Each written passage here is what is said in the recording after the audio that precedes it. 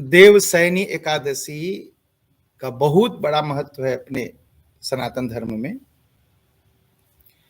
कुल पहले के कथाओं में आप सुन चुके होंगे, कुल 24 एकादशी होती है, लेकिन जब अधिक मास आता है तो यह कुल 26 हो जाती हैं, 26 एकादशियां हो जाती हैं।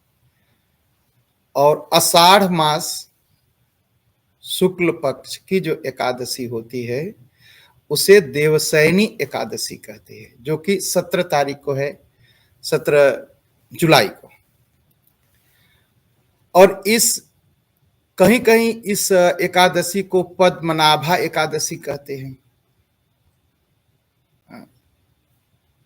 सूर्य भगवान जब मिथुन राशि पहुंचते हैं तो यह एकादशी आती है, और इसी दिन से चतुर्मास का प्रारंभ हो जाता है।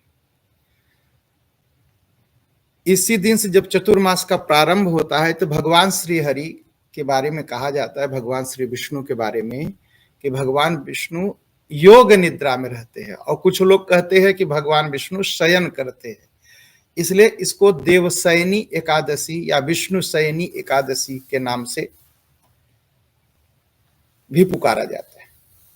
तो ये जो देवशयनी एकादशी से लेकर के देवोत्थान एकादशी तक, जो कार्तिक मास में आती है एकादशी शुक्ल पक्ष में, उसे कहा जाता है देवोत्थान एकादशी। तो ये 4 महीना जो है, 4 महीने को चतुर्मास कहा जाता है।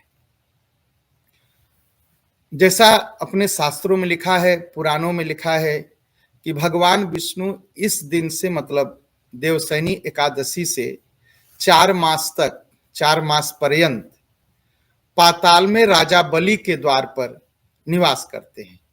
और कार्तिक शुक्ल एकादशी, जिसे मैंने कहा भी देवोत्थान एकादशी,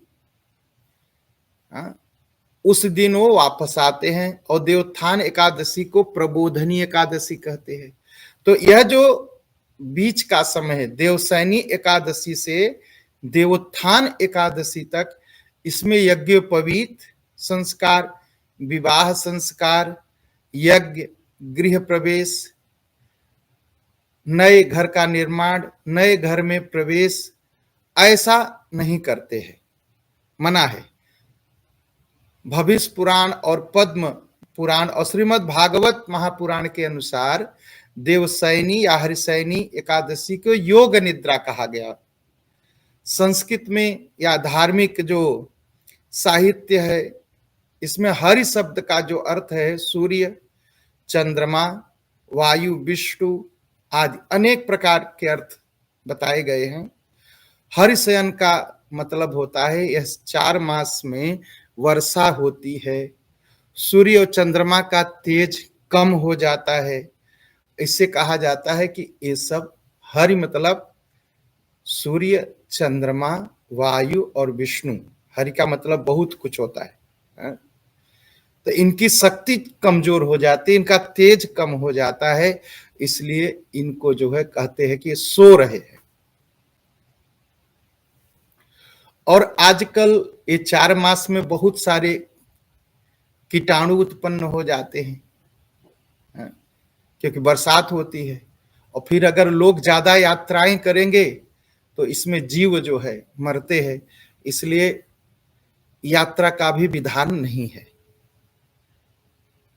शास्त्र के अनुसार आषाढ़ मास शुक्ल पक्ष की एकादशी देवशयनी एकादशी की तिथि को शंखासुर नाम का राक्षस मारा गया था। अतः उसी दिन से प्रारंभ करके भगवान 4 मास तक क्षीर समुद्र में शयन करते हैं, और कार्तिक शुक्ल पक्ष एकादशी के दिन जागते हैं। पुराण के अनुसार यह भी कहा गया है कि भगवान हरि ने वामन रूप धारण किया और बलि के यज्ञ में 3 पग भूमि मांगी।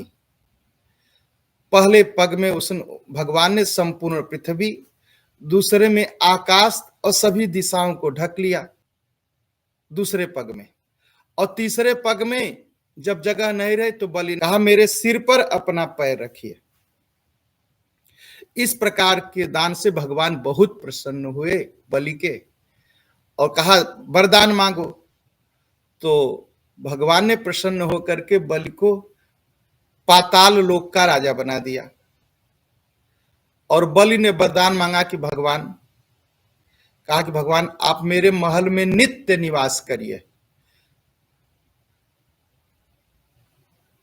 भगवान तो बध गए थे। और उनकी जो पत्नी थी वो तो लक्ष्मी जी परेशान हो उठी कि भगवान तो अब बलि के पास जाएंगे, बलि के पास रहेंगे। तो बलि को अपना भाई बना लिया। अब भाई बनाने के बाद बलि से वचन ले लिया, कहा इनको मुक्त कर दीजिए। और वचन में यह कहा गया कि हर मास 4 माह तक, 4 महीने तक भगवान विष्णु बलि के दरवाजे पर रहेंगे पाताल लोक में, और उसके बाद जो है आएंगे धरती पर। तो इसलिए इसको चतुर्मास कहा जाता है। भगवान पाताल लोक में निवास करते हैं। और इस देवसैनी एकादशी को का एक बहुत बड़ा महत्व है। क्या महत्व है? इसको सौभाग्य की एकादशी कहते हैं। जिसके जीवन में दुख हो, विपत्तियां आती हो बार बार, तो भगवान विष्णु और लक्ष्मी जी को एक छोटा सा बेड बनाते हैं, उस पर बिस्तर बनाते हैं, उस पर भगवान को रख करके सुलाते हैं, और सुलाने के बाद कीर्तन करते हैं, रात्रि जागरण करते हैं, कीर्तन करते हैं, रात्रि जागरण करते हैं। अगर रात्रि नहीं जग सकते, थोड़ी देर तो कीर्तन करिए भगवान को सुलाने के बाद। और उससे कहा गया कि सौभाग्य मतलब घर के अंदर लक्ष्मी आती है। तो अगर आप चाहते हैं, आप बहुत परेशान हो, दुख में हो, विपत्ति में हो, कष्ट में हो, तो 17 तारीख को यह प्रयोग करिए आप कि अपने घर पर भगवान विष्णु और लक्ष्मी को एक छोटा सा बिस्तर बनाइए लकड़ी का, उस पर सुलाइए, और सुला करके थोड़ी देर कीर्तन करिए, रात्रि जागरण करिए, हो सके तो भगवान का उत्सव करिए, तो आपका दुख समाप्त होगा, आपके जीवन में खुशी आएगी, पाप से मुक्ति होगी। कहा देवसैनी एकादशी के दिन जाने अनजाने कैसे भी अगर आपका व्रत पूरा हुआ तो सब पापों से मुक्ति मिल जाएगी। कहा और इस दिन मन लगा करके जो भगवान की पूजा करते हैं उनको मोक्ष की प्राप्ति होती है, मुक्ति मिलती है। ब्रह्मवैवर्त पुराण के अनुसार देवसैनी एकादशी का व्रत करने से सभी मन की कामना पूरी होती है। तो देवसैनी एकादशी 17 तारीख को आ रही है। हम लोग मंदिर में 1 घंटे 7 से 8 बजे तक कीर्तन करेंगे।